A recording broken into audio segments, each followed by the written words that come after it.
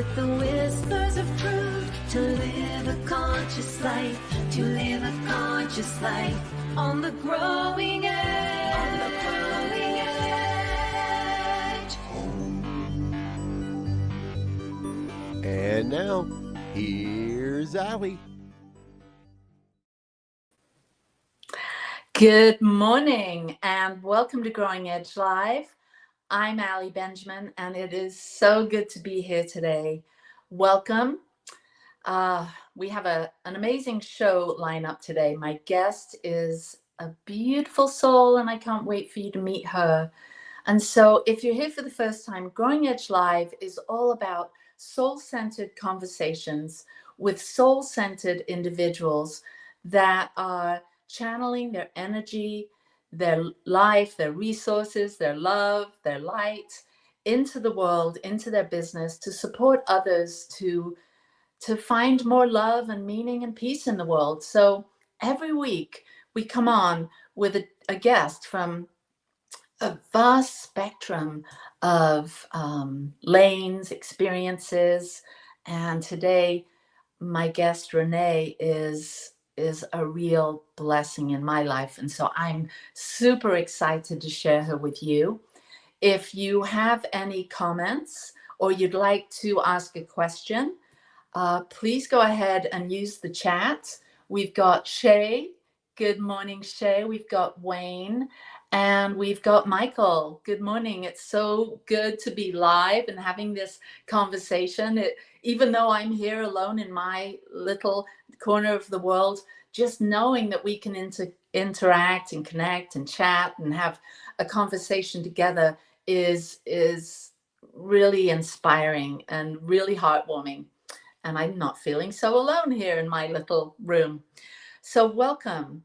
Growing Edge is sort of a concept or a premise that each of us are on our own spiritual journey. We're on our own life journey. We were born into this incarnation and here we are today. And there's been this evolutionary journey that each of us have been on, this physical evolution, this mental evolution, emotional evolution, this spiritual, this soul evolution. And so that's what we talk about. What's it like to be you, to be me, to be us on the very growing edge of our own becoming, on our own leading edge of what we're creating and what we're doing. And so that's what we talk about here. This series is inspired and supported by Satya, which is a Center for Conscious Living in Ogden, Utah. And New Thought Media Network are the hosts. So thank you to New Thought Media Network for always being here and producing such amazing content. 24/7, there's something going on. And this show is part of many that show up here and people and authors and ministers and practitioners of spirituality and alternative kind of medicine and things like that, share their insights, share their thoughts, bring their guests. And so I'm just so thrilled to be a part of this amazing team of individuals that are standing up for what they like and what they love and what they think will be helpful. So thank you for being here today, wherever you are. So I always start off with a segment that I call Ask Allie. And today I have a question from Bud. And Bud says, why is it that we always want more, no matter how much we have? Isn't that the case? For many of us, especially when we jump onto a spiritual path, and many of us come into the teachings of Science of Mind or New Thought, having read a book like what was that? The Secret or something like that. And we learn about how we can manifest our reality. And we learn that we can master our minds and focus our attention so that we can manifest particular things, ways of being that we want. And so it can feel like we're always going for something. We're always trying to manifest, but actually it's not the case. What I have found is there's a balance. whilst my ego is always wanting something, there's also a deeper dimension to who and what I am and to who and what we all are that is completely content, that's completely peaceful, that there is no striving and wanting other than receiving and experiencing and expressing. And so how do we come to terms with that? This ego part of us that's wanting and striving, even if it's wanting and striving a deeper spiritual connection or a better relationship with a loved one, something that's positive and affirmative and moving us in a good direction. Is there a way of wanting these things, but yet being content at the same time? Absolutely. It's a both and. It's one of those both and things. So we can balance that in our life by just simply being aware of it. That, oh, there's that part of me, that intellect, that part of my brain that's wanting, that part of my brain that's feeling emotional, that part of my brain that's creative. I was just reading a book, the Jill Bolte Taylor, about the My Stroke of Genius, I think the book's titled, and she's talking about these 4 parts of our brain. And so it's good to understand these parts of our brain. There's the part that's intellectual, that's thinking, that's planning, that's organizing. There's that part, it's another character in our brain that holds emotions and remembers the past and has all of the feelings that come along. And then there's another part of our brain that's highly creative and in a flow state. And then there's a 4th part that's more mysterious. And that part is that essential part, our essence or our soul. And so when we're in this place of wanting something, whether it's a new job, a new relationship, or wanting to clean up the house, or wanting to finish your homework, or wanting who knows what, you fill in the blank. And we're on this conscious spiritual journey. We can just notice, oh, here I am, those parts of my brain that are wanting more, wanting a deeper experience, wanting to connect. It's online. You know, what's my motive for this? Is this something that I want to pursue? Or is this wanting just kind of an undercurrent of discontent? And so we get to sort of play around with the wanting, identify if it's something that we're willing to put our time, talent, and energy towards. And we start to spend, maybe it's a few minutes, maybe we just spend a little bit of time on that, and then we relax and we let it go. And we just settle into that part of us that trusts that there's divine right timing, that there's divine right order, and there's divine right action. And we just know that it's all coming together. So to answer your question, yeah, I think it's our nature as a human being, Bud, to want. And that's how we actually evolve. And that's how we experience more of this amazing life. But there's also a time of receiving. There's a time of sitting back and contemplating all that we've received over the course of our lifetime, all that we're receiving currently, all that we have to be grateful for and thankful for, and just sitting with the enormity of how much we've already received. And so there's kind of a balance there with all that we have and feeling grateful for that, and just simply taking time to take it all in and feel our blessings. And then there's the other part of that sort of loop of giving and receiving. So when we do have that opportunity to feel blessed and grateful for all that we've received, we also have an opportunity to circulate the blessing. How can we give this away, pay it forward? So that's another way of not feeling so self-centered or needing or wanting, or is to realize, yep, there's this part of me that wants. Yep, there's part of me that's received. I'm aware of that. And yep, there's part of me that wants to circulate the good, because after all, that's what we're doing in this amazing experience that we're all having, this oneness. We are vehicles or channels that circulate the good. So it comes in, we experience it, we give thanks for it, and we pass it along. And so I wanted to share something that is important about what I'm doing here with this show, and what the Satya Center, who's our sponsor, has agreed on, is that each of our guests, so every week, we always ask our guests, what is a charity or an organization that you would like to support? Because every week we send a donation to our guests' charity or organization that it's a nonprofit that they would like to pass along or pay it forward to. And so the past two guests that we've had on the show, have our donation has gone to the Maui Strong, supporting those that have been affected in Lahaina in losing them. And so I wanted you to know that this show is also practicing this give receive.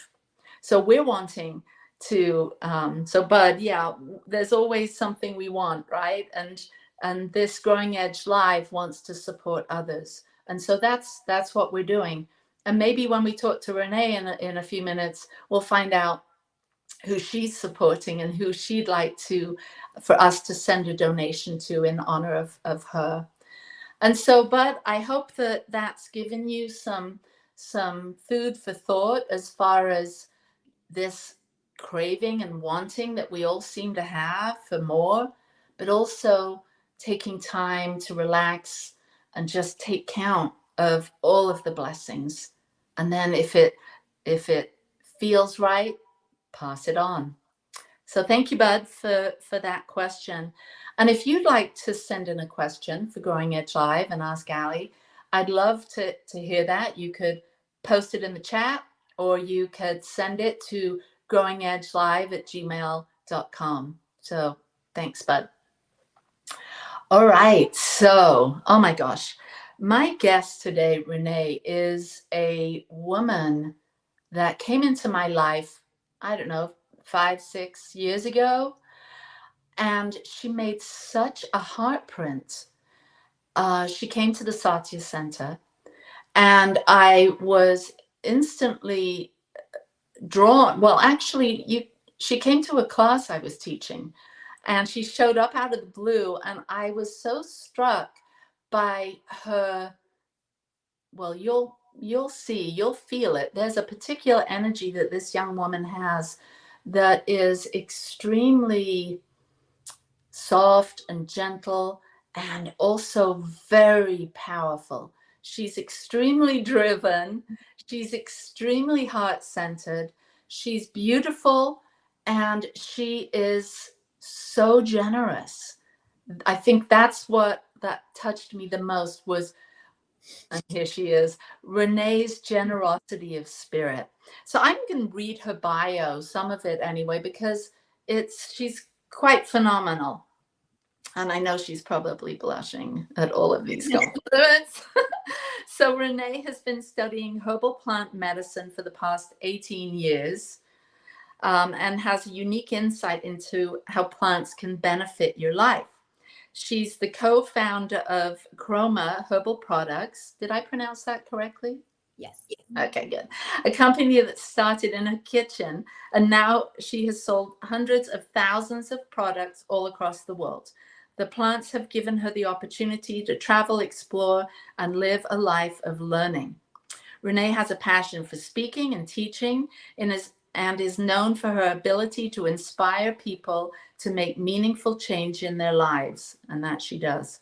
At her storefront in her local community, she works with other artists and leads classes and workshops about herbs and connecting to nature through various art forms.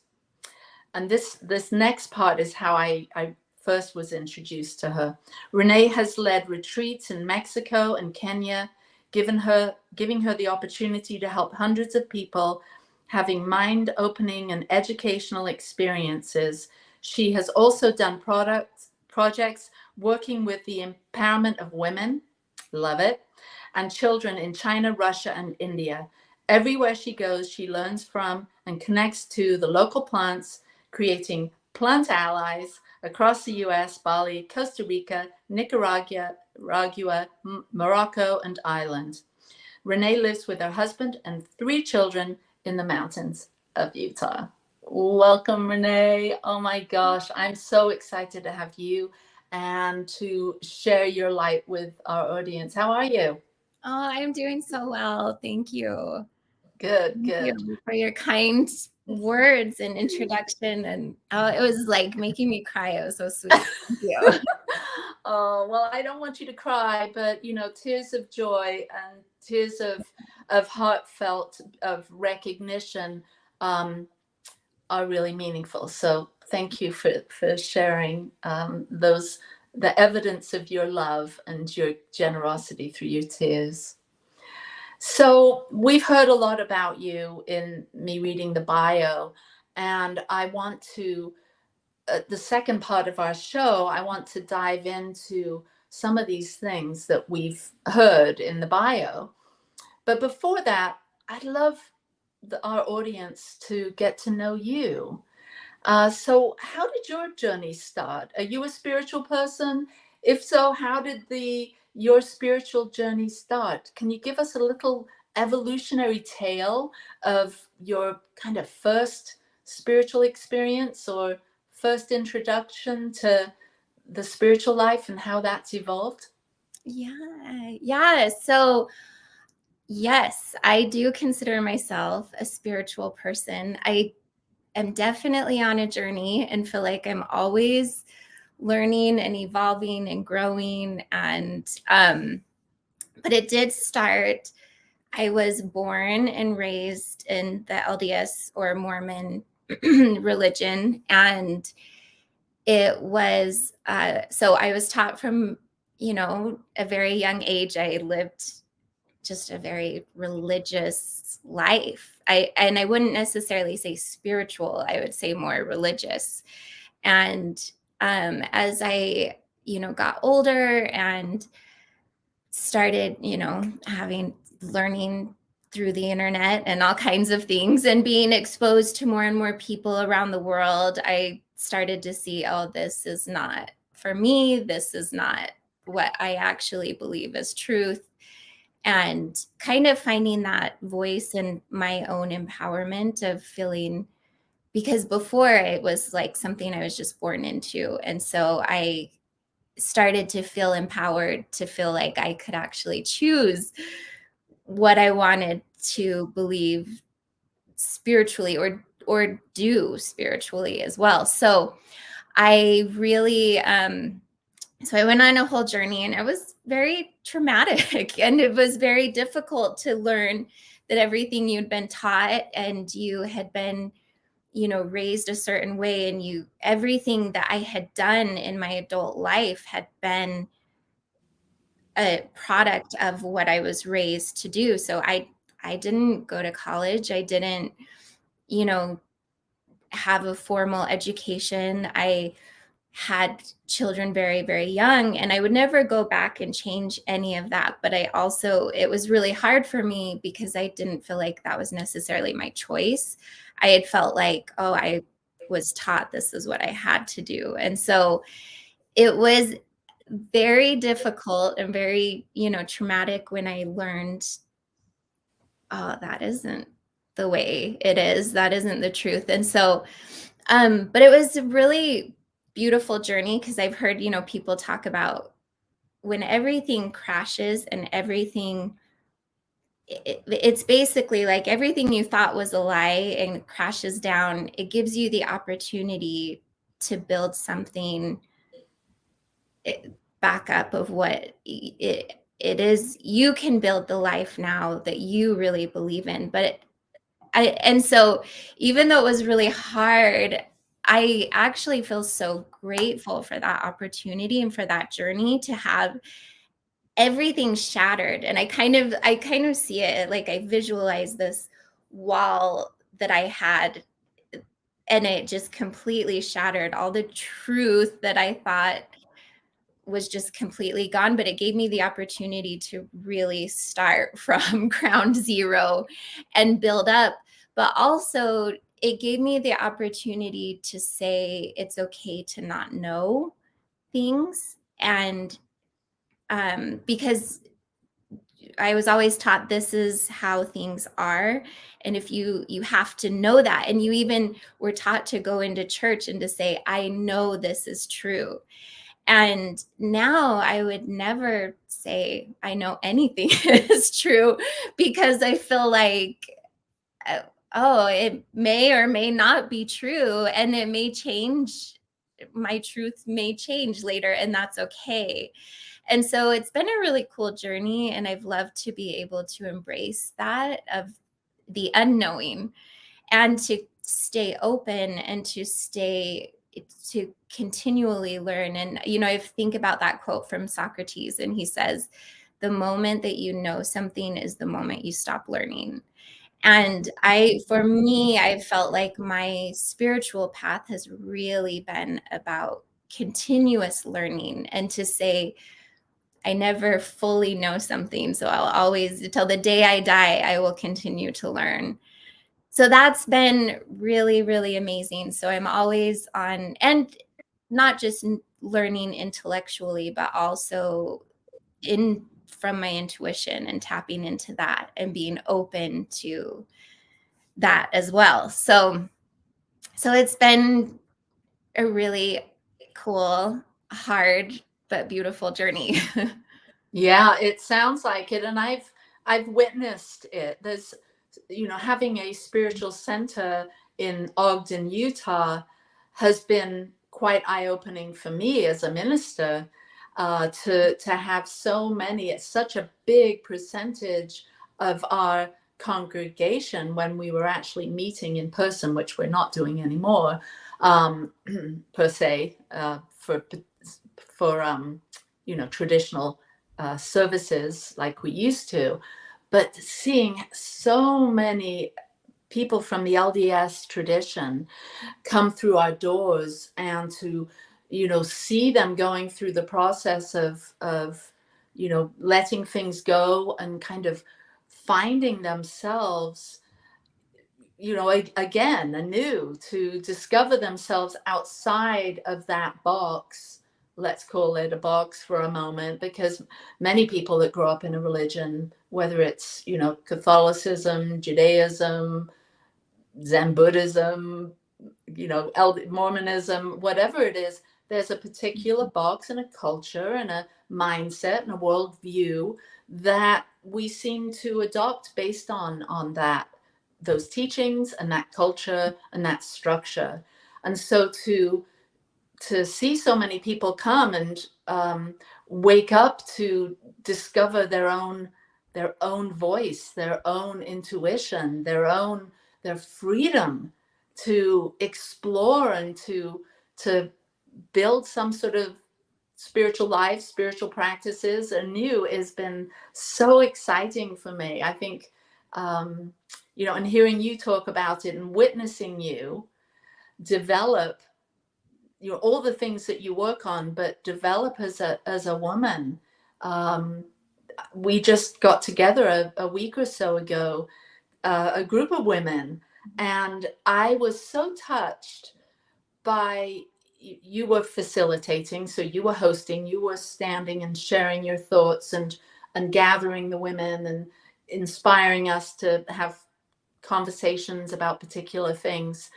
And something you said really stuck out to me, and that was, and this is so true, you have a way of collecting treasures, you said. And you talked about all of us, the 20 or so women that were there, were part of your treasure box, that we were treasures that you had found along the way, along your life.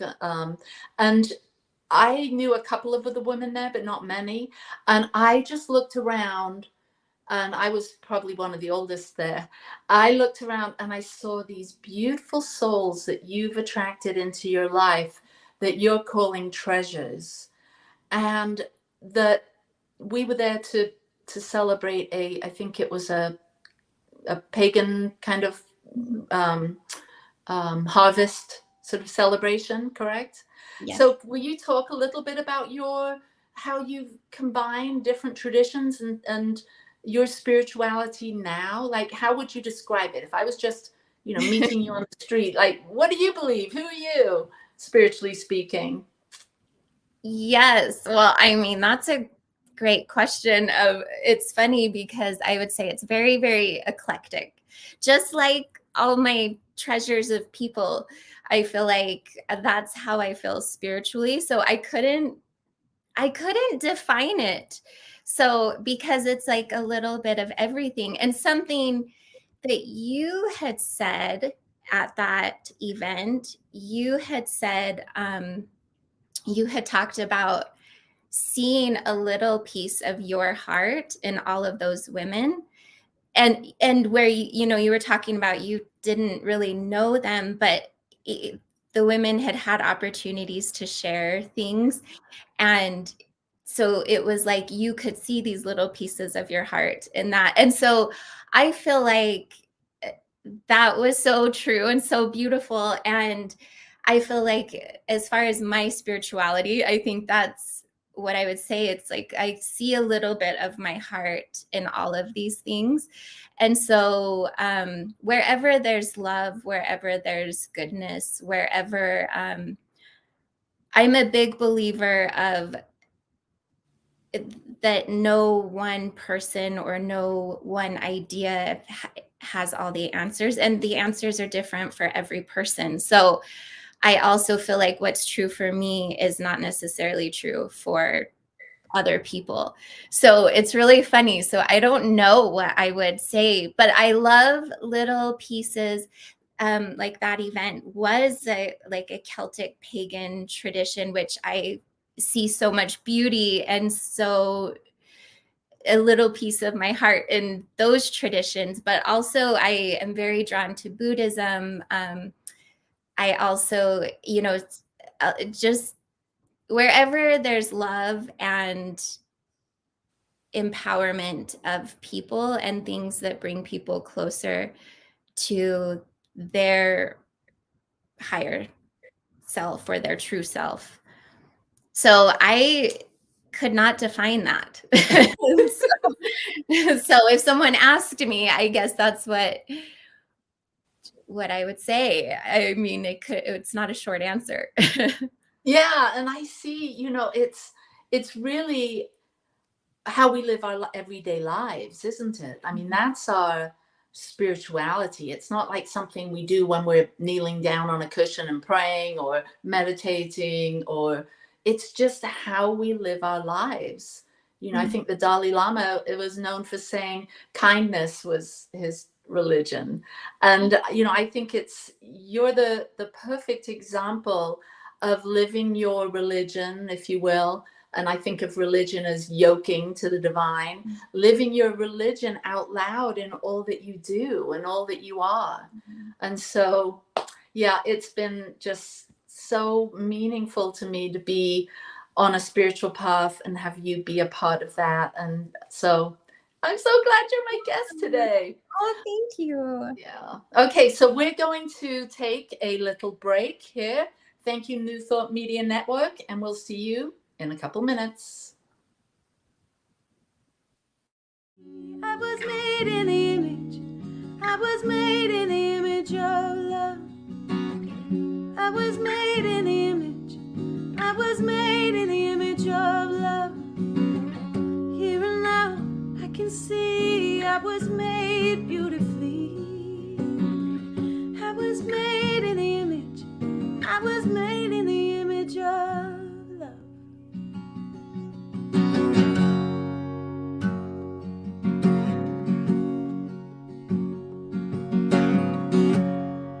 Beyond books and words and songs,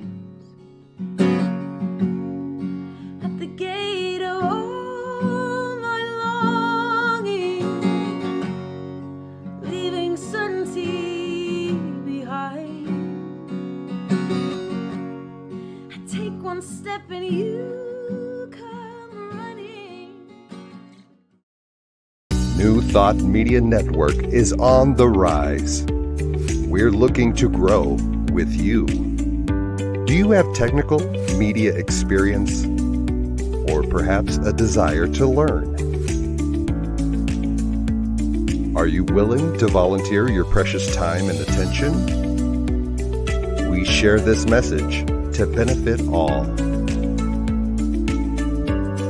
If you possess a computer with a camera and a microphone, we will share our knowledge with you. Behind the scenes or being the star, let us bless our one. Contact us at info@ntmedia.org.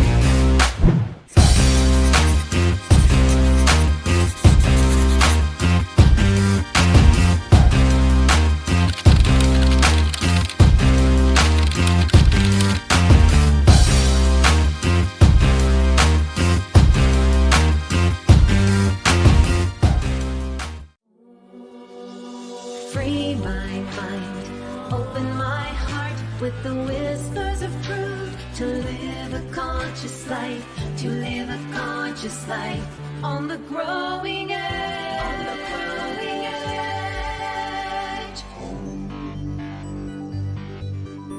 And now, here's Allie. We're back.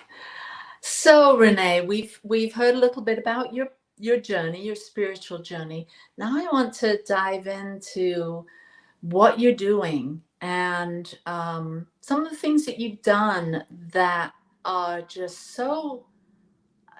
mind-blowing. Actually, when I first met you and you shared with me some of the projects that you have been involved with, I was blown away. To your age, you're a mother of 3, you've got your own business, you're like hands-on in that business. I mean, you've got a lot going on and you do all these other amazing things. And it's these other amazing things that I want to dive into a little bit. First of all, acknowledging all of those wonderful things. But so tell us a little bit about some of the projects that you've found yourself involved with, and you've traveled around the world sharing. Can you tell us a little bit about some things? Yeah. Well, yeah, thank you. I did a lot more before the pandemic. It was a lot easier to travel and to work on these projects, but I have always I've been a huge believer in empowering women, especially, and children. And it feels like when you empower the women in the communities, you really empower like the whole community. So, yeah, I've done a lot of different things, but I would say my favorite things that I've worked on is actually, I worked with a program called Days for Girls, where they would teach women in communities how to sew and then sell like menstrual pads and feminine hygiene kits. So, because this is like a really huge issue all over the world, and it's one of the biggest reasons why women are not educated as often as men and boys. And a huge factor is that they don't have a way to manage their menstrual issues. And so that stops women from going to school and from going to work. And so with this program, what they do is they help sew these, they teach these women how to sew these pads, and then educate also about menstrual issues and how to take care of, what's going on with women's bodies, and how to, get access to proper health care for women. But so that was one of my favorite things, is to be able to go with groups and create it's kind of like little like micro businesses in these communities where the Where women. would you go? What countries would you go So to? well, with this program, I did this in a lot of through Mexico and then also in India. And it's really cool because the women actually learn how to create their own little business, and then they can sell a product that is very needed in their communities. So that was really, really neat to be able to do that and just see women and girls, young girls, learn how to sew and be able to create something that not only they need, but they also can make money from that to be able to pay their bills. So What would you say was the biggest challenge with that? Because I can't imagine that it was all just, oh, it was so easy and wonderful, and like going to a country that the resources aren't as available. You maybe don't speak the language, and I mean, did people like just connect with you and everything was great, or did you have some challenges with that? yes, there were very big challenges, especially in India. So this program had been around in India, but what was interesting is in almost every country that this program, so I was just like a volunteer. So I don't officially work for that company or that organization, but historically, so this organization is throughout a lot of different countries in the world, but in India, the people who ran it were actually Christian men, like Christian ministers. And so this was a huge factor that created a lot of problems because a lot of women did not have access, especially because in India, Christianity is not the primary religion. So it was really eliminating most of the women who needed that. So it was really neat. Actually, I worked with an ashram in Rishikesh, and we were able to set up a sewing center. So it was available to all women. Like in Rishikesh, it's primarily Hindu. And so, but the women then were able to run the program, and then it was available to a much larger population, so, but it was really interesting to see. There's a lot of cultural dynamics and me, just being a woman, especially not a local woman, I can't just come in and say, this is how it's going to be and you guys are going to do this, and so it really is about finding people in the community and finding women who are influential and who can make a difference in their community, and really just helping support them so that they can help their community, because they're the ones who actually make the change. And I think that was a very important element. So it was really fun, a really interesting, learning experience, and learning about just, different cultures and working with different people. But so Yeah, that's amazing. I can see that those experiences must have really, grown you as a person, and making all those connections and putting the pieces together. It takes a particular amount of faith, I guess, in yourself and courage to be able to do that. Where did that come from for you? Not all of us do this. I know plenty of 20 somethings and early 30s that they're so consumed with their own lives and their own little world and worries that they wouldn't have the bandwidth, the time, the energy for this. And where'd you get that? What? Oh, well, thank you. Um, well, I think that very early on, I always when I was a little girl, I just thought, oh, when I grow up, I'm going to save all the animals and I'm going to help all the animals, and that was kind of my dream. And then as I got older, I started to see I still wanted to help the animals, but I started to see that people were a lot harder to love than animals, and but not as many people had that same kind of drive to. I think there's so many people in the world that do want to help other people, but I realized it's much harder to help people than to help animals because people are much more complicated. And um but so it was interesting as I grew, older, I started to see, oh, I want to do things somehow. I want to help people.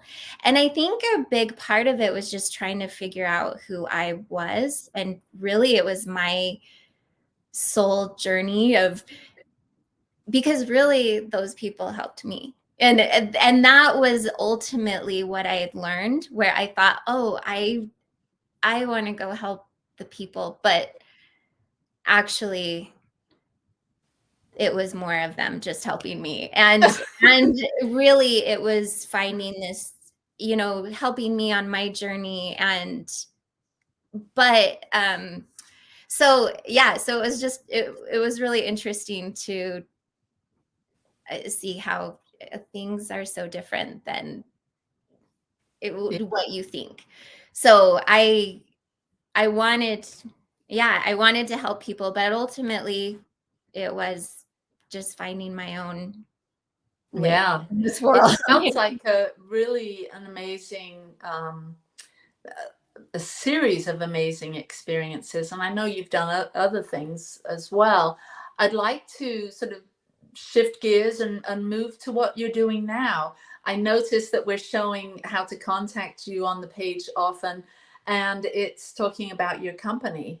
And how did how did you get into plants and botanicals? And um, I've been to your store. It's beautiful. Mhm. I have had the pleasure of experiencing your products, which are just so powerful and so like there's whatever the magic is within you is somehow transferred over into those products too, because there's something you're onto something here. Let's hear about Chroma and how that started, and what's your vision? What's your like you and your husband started this, Mhm. correct? So Yes. what was your sort of founding vision? Why did you do this, and where is it now? So how did it start? Where are you now? Yeah, well, thank you. Yes, so now and my gears have shifted a lot after the pandemic, and that, because before I was traveling, I mean, in one year, I think in 2019, I went to like 5 different countries in that one year. And then everything changed. And it as sad as that was, because I love, love, love to travel, but I realized, wow, I have to do, I've always had this drive and this passion to do good in the world. And I realized I can do it right here at my own home and in my own community. And so I really started to focus a lot more on that and creating it with my husband and building this business. I mean, we had it for a long time, but I do feel like it kind of shifted more to where, how can I help my own community much more and create jobs?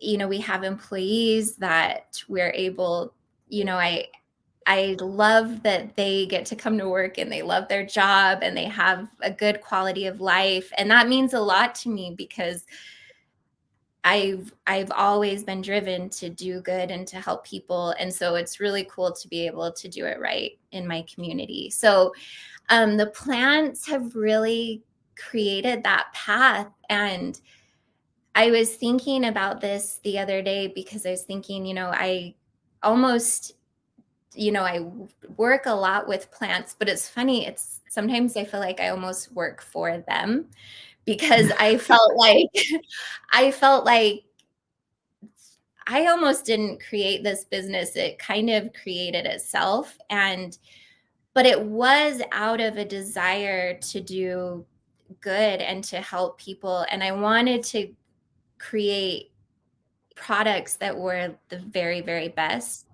And so it was really neat the way that it has worked out. And now to be able to employ people and to also, help people with this plant medicine, and we send it all over the world. And so it's my way of doing good, but from my own little community, and I don't have to leave, although I always want to, and I always will travel and go all over, but it's kind of my way of doing good in my community.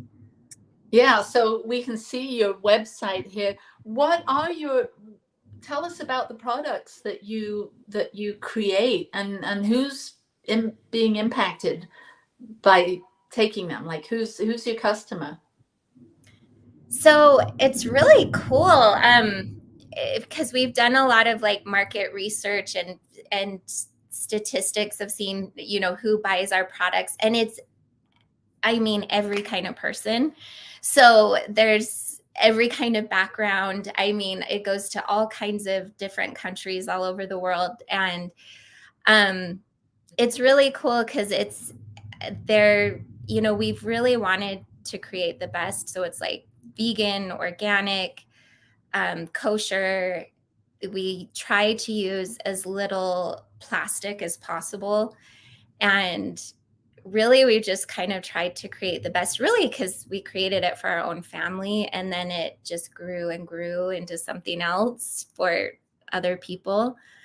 But yeah, it's been really neat because it's I joke that it's kind of like the Dolly Parton of I feel like the Dolly Parton of supplements or something, where it's like for every person is welcome. Everyone can benefit. It's really whoever is interested in plant medicine and their healing properties can be. So I remember you mentioning to me that there was one, is it a tincture, right? You call them tinctures? Yes. Yeah. One tincture that was specifically to help with lucid dreaming. That is like so exciting, because usually you think of medicine, plant medicine, as like, oh, I've got an itch and you're going to put this little, potion on the itch and the itch goes away. And so, a lot of us go to the health food store to look for alternative kinds of remedies and supplements to sort of address physical issues. But now we're talking about like dreams. Now we're talking about like participating in a dream state, and some plant is going to aid in that. Give me some story around that. That's super exciting. Oh yeah, that I think that is such a fun part of working with the plant medicine, because I always tell people, because people are just familiar, they think of it, the same way as you use like pharmaceutical drugs, but it's very, very different, because yeah, it won't just help an itch on your arm. It may also help heal like childhood trauma, and so it is really cool because there is a spiritual element, and it's really just going back to nature and going back to each plant. I think of them, they all have their own personalities. And so they all, they help with physical things, but they each have their own unique, they help. And, with dreaming, and that can be so healing for people having dreams, and a lot of different herbs help with dreaming. And different aspects like lucid dreaming, some help with dream recall, so you remember your dreams easier. Some help give you more vivid dreams. So they're really fun, and I would say it's a huge part of my spirituality. I have a friend who she always says, follow plants, not gurus. And I love that because, and I mean, and really you could expand that not just to plants, but actually just nature. So it's kind of like going back to nature and tapping in and listening to nature and getting, the trees. It's like you could go sit under a tree and you may have the greatest message downloaded to you that you could sit in a church and maybe never have that same experience. And so it's really cool though, because the tree has its own wisdom, and each of these plants also have their own unique wisdom and their own personalities and things. So Yeah. it's really fun. So I had asked you earlier to share a spiritual practice with us. And when you were talking about the tree, I was thinking, oh, maybe this is her spiritual practice. She's going to be sharing with us to go hug a tree or go sit with a tree. So can you share something with us that's been helpful for you in either sort of connecting more fully or opening up or whatever it is you do to feel what you want to feel? What Yeah. kind of spiritual stuff are you up to? Yes. So that is one of my things. I have back behind my house, I have this little juniper tree. And one of my favorite things, almost every day, I go out and sit under that tree and meditate. And it's been a really fun thing because I have a special connection now to that specific tree. But I'll do it, whenever I travel, I love to try to find the trees or, just any kind of medicinal plants or flowers are very fun to connect to. But even going and sitting outside by them and just meditating. And I also have done it where I've meditated in my house, and I'll just say, I'll ask for any plant that has a special message or something that I need to know, please come to me. And it's been really cool because I've had plants show up in meditations that I had never worked with before. I had never had any special affinity to. And then now I do because of this. But it's really neat. So I have used that. Actually, that's been a very big part of my spiritual practice on a day-to-day basis. It's really connecting to the plants and getting outside as much as possible. But even when you can't go outside, it's like you still connecting within your house. Just meditate and ask. It sounds funny. I know it sounds, it's a different kind of thing, because people, we're used to asking, I heard friends talk about ask the goddess or ask this god or, and it's funny because I just go to nature, and I've found some of my deepest truths and understanding myself the most has actually been through that practice. Mm. Yeah, well, you're speaking my language. I grew up in the countryside in England. I remember one of my first books was, it was a picture book, a book with pictures in the flower fairies. And there was a fairy assigned to each of the flowers. Now, this is back in the 60s. Well, obviously, flower children and all that. But this was before the hippie movement. And I always, being an only child, being out living in the English countryside, all of the hedgerow life, all of the flowers and the plants, the wildflowers and the amazing gardens, I always felt like I was not alone. Like there's an energy to being outdoors, to being around plants. And maybe it's just that little girl that got, influenced by that book, but I definitely feel like there's little fairies with the little flowers, and there's more going on than we realize, I think. I think so too. And I think I've had people tell me that, sometimes they get lonely. And really, I've told them, if you go out, if you find a tree near your house that you can easily walk to or access easily, it's like, just go sit by that tree and you'll never feel alone. You always have a friend, and make a friend with the tree, which it sounds so funny, but it's, when you try it, it's amazing what will happen. And I've had times where I think of my little juniper tree. If I've gotten sad or I've had a bad day, and I'll think of that tree and I think, oh, thanks. She's my little friend that supports me. So you never have to be alone if you go out and make a friend with the tree. You'll never be alone. I absolutely agree. Well, this has been amazing. Just having this conversation with you, hearing about all of the projects that you've been involved with. What a blessing. I know that you said it was equally as a gift for yourself as it was for the good work you were doing for whatever organization you were helping or supporting. Yeah, it's been fun to watch you, and just so meaningful to be a part of your life and to be friends.